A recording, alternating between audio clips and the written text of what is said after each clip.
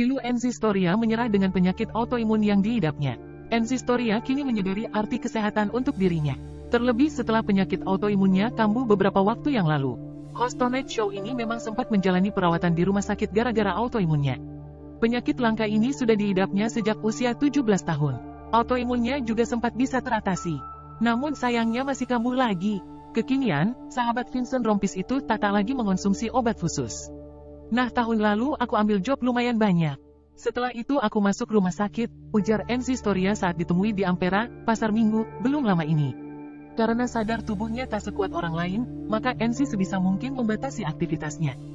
Aku ini sadar betul bahwa tubuhku nggak sekuat orang-orang banyak, membatasi semampu aku, ucapnya. Kini, kesehatannya sudah mulai kembali stabil. Apalagi, jadwal syuting Enzi di momen Ramadan tahun ini tak sepadat sebelumnya. Sampai-sampai Enzi memiliki waktu lebih, sehingga bisa digunakannya untuk menyelesaikan tugas akhirnya di kampus.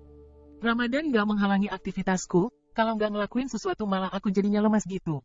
Tahun ini aku juga lagi skripsian kan jadi udah habis waktuku untuk skripsian, pungaksnya.